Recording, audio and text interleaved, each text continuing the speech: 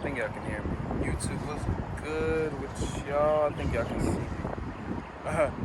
It's your boy Justice coming at y'all with another YouTube read, another quick collective read. I hope this finds you guys at a resonating time. Remember to take what resonates and please leave the rest behind. Let's go and get started. Angels of the highest white light, please bestow upon me clean, concise channel messages that accommodate with this general theme that I'm about to bring into fruition. Thank you, and I share. So the general message for my collective is that you got some people curious, but also a little bit fearful of what all backs you, what all this watching over you. So there's something about, I'm going to get into superstitions and gangstalking and spiritual experimentation in this reading. But let's go and get started. A lot of you guys deal with these trafficking type of targeting type of systems because of what's within you and also because of what backs you, what protects you. Let's go into that first, the protection. A lot of people can do a lot of things to a lot of different people because of their lack of protection, their ignorance. When I say ignorance, their lack of understanding, lack of knowledge, lack of knowing any better, and things like that, right? So they can come across a certain person that it doesn't hit the same with, and it illuminates these very things that are the differences in you. So in other words, a lot of you guys are just the ones that are half woken or awoken itself, right? And when we say that, we don't say that in a conspiracy theorist way. We don't say that in a fear-mongering way. We don't say that in a confusing way to confuse people even more. We say that in a way that you guys are usually the ones that can't be done, certain things cannot be done to you because of your knowing, you know better, basically. And something else above you and protects you knows better. So with these people that get away with these types of things and these experimentations and things like that, they come into a problem. They come across a problem, which is you, you know? And so a lot of you guys have dealt with a lot of gang stalking, you know, agents sent in, informational spies, informants, practitioners, saboteurs, people that lie on you, gossip on you, try to keep a propaganda, insurance policies, frauds, unalivings, planned unalivings, planned sacrifices, for fortunes, fames, for notoriety, for spiritual gifts, for inheritances of that belongs to you, that belong to you guys, right? We can get into all those different things, but we're going to get into the superstitions aspect. There's a superstition aspect in terms of putting the rat in a, you know, what is that? Not a rat race, but a hole, right? When they test on mice, what they want to test on humans, but they can't do that because it's not legal, they test it on rats and mice. But what do? They put those beings in these certain type of containers and test their comprehension of the different obstacles, right? So that's kind of what I'm channeling as the general theme of this one. A lot of you guys have been put into these type of systems to see how you would react to certain things, to see how you would accommodate to certain different things, to see how you would bend to certain things, if you would submit to certain things. So we're talking about psychological cornering, sexual cornering, spiritual cornering, through these different modes of behavior, right? And so let's go ahead and pull the cards. So with the Nine of Wands, this is like a energy of like,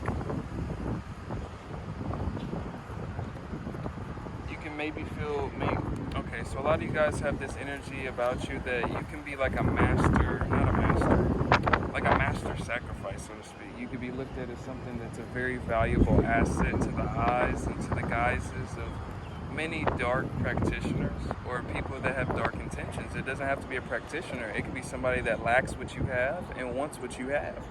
It doesn't have to be on such a level anymore. Nowadays, everything, the veils are lifted and things like that. The common individual can do exactly what most of these secret society lodge members were the only ones to do back then, right? A lot of these common people are doing the same things now, so it's very needed for people like me to get on these platforms to talk about these type of topics for people to understand, right? So we're going to get back into that. The Nine of Wands energy that I was getting, so it represents to me being stuck in a problem, right? Usually the wands is being weighed down by a problem, so weighed down by something, right? And so when these people come across you, there's something that they have to catch, they have to get, that it can explain the level of intensity, lust, full nature behind certain attacks or certain obsessions that people have with you. And it comes from this place of wanting what you have, or wanting to know what you have, or what is behind what you have, right? The Eight of Pentacles represents, in this connotation, a lot of you guys may appear to others that you can create opportunities like that. It may appear to others that you receive opportunities or receive blessings like that. Eight of Pentacles can usually speak to a master-student energy in different connotations. But it can speak to somebody that's willing to step out into new opportunities, somebody that can create new opportunities. The eights, it can speak to an abundance. It can also speak to a law of correspondence, karma, so to speak. But how I'm taking in this connotation, there's something about the ability to kind of cast something anew. So a lot of you guys can heal things. A lot of you guys can take that to a different level than what you think. You can heal a lot of different things than just emotions and feeling heartstrings and things like that. You can think a lot deeper. A lot of people have damaged finances on a spiritual level. A lot of people have damaged emotionalities that spear into their finances. A lot of things like that are the things that a lot of you guys can heal because you have the perspective to see it and you have the purity to sense and feel through it. A lot of you guys are my empaths. A lot of you guys have clear abilities. A lot of you guys can do certain things in the spirit that are higher than what you're ready to do yet because you're already ready to do it, so to speak. It's about your active mind and the activation from your mind, right? And it's like this Tupac quote. I have a Tupac shirt on. But he was talking about, I don't want to change the world. I want to inspire and sculpt, or what do you say? The specific quote was like, inspire the mind that changes the world. Basically, I want to catalyze the mind that changes the world, right? And so that kind of theory or that understanding, that selfless perspective is more so the perspective, right? And a lot of you guys use your selflessness, and I'm channeling that as well, to like accommodate selfish people, selfish personalities, and selfish gains of other people. And a lot of you guys are awakening to that, and it may frustrate you, it may trigger the hell out of you, and it may send you into a different direction. But there's a purpose in that. There's a purpose in the role that you play for other people. There's a purpose in the maybe quote-unquote sacrifices, the attempts of your life. There's been appropriations behind those things, that it's been enabled into fruition for reasons, for God to show you something, right? That you're not normal, that you're not of the ordinary. And there's a reason these people are taken to you the way they take it to you. There's a reason that you're being gangstalked. There's a reason that the device is being tapped. There's a reason that your spirit, your energy is being tapped into without your consent. Because there's people that want to know something either ahead of you or know something about you so they can take it, or so that they can understand it and control it, or so that they can get a further insight on themselves. What I'm saying is a lot of people's intentions that a lot of you guys are realizing are pretty selfish. A lot of people's intentions are not in any jurisdiction of seeking assistance from you or seeking anything from you outside of something to take from you. And a lot of you guys don't like that. And a lot of people are waking up to that fact itself. But what that awakening is doing is causing a big obscurity on a bigger system that is held in place by the millions of users that are under it. When I say users, there was a purposeful intent in users, right? Understanding where they need you to be used, where you need to be harvested off of, where you need to be implemented into a certain velocity that may be outside of something that does not feel natural to you.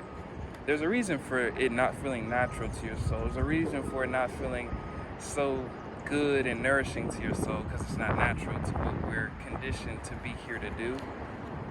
So this is like that kind of open gate kind of thing in terms of what's opening up in the awareness of the mass populations of people. It's just understanding where that change is going to be. And for a lot of you guys, that change starts with you. A lot of the changes start from you taking the belief, from a belief to a conviction.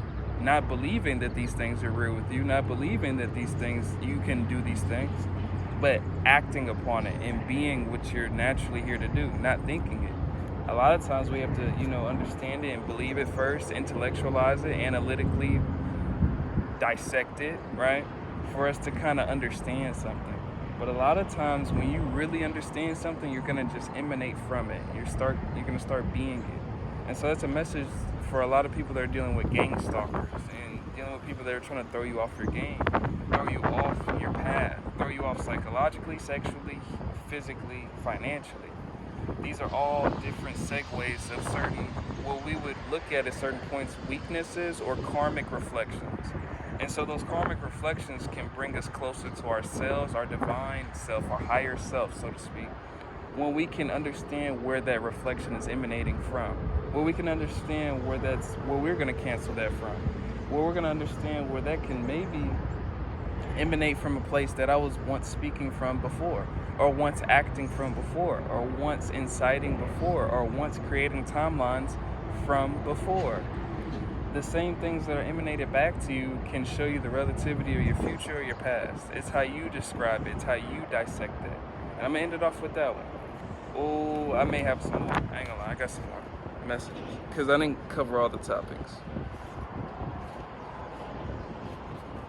But a lot of you guys, it's about stepping into the gifts that you're here to naturally embody. It's about not questioning it, or not speaking of it, not politicking about it, but emanating from it. And choosing to take the step and further emanating from what is supposed to be natural to you.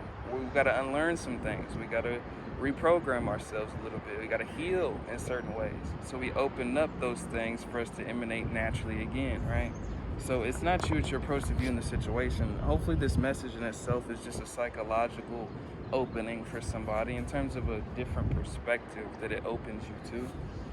You have many hidden admirers. A lot of you guys, and it's not always, I'm being reminded, it's not always about hateful attachment. It's not about jealousy at all times. It can start as jealousy, and it can turn a lot of people into admirers. So the opposite, as we know the quote goes, But I think what the connotation I'm getting from that message is that a lot of you guys, people take to you in a certain way and don't know how to show their appreciation, admiration, or respect or love for you. Especially in certain ways, a lot of you guys may have certain, I'm speaking for myself in this one, in this part right here, but connotations for where you have traumatic emanations or traumatic parts of you that may be not receiving or receptible. You're not receptive to maybe the newness that others have for you, or life has for you, God has for you. A lot of you guys can resonate with that in some way, because a lot of those emanations also show you where that is in terms of where we still need to work at, where we're still not receiving, or we're still not giving, or we're still not pouring out, whether that's to ourselves or pouring out into whatever, right? Or detaching from what we're pouring out to attention-wise, right? And so those are things that can get in the way as well of what God really has for you. Besides, there's no gangster. I made a video the other day. If you're new here, welcome to the channel. But there's a video that I just made. Like, there's no blessing that God has for you that can be stolen from you, right? Because if the blessing was stolen from you and it was perceived as your one and only blessing, I think the message is that wasn't the blessing.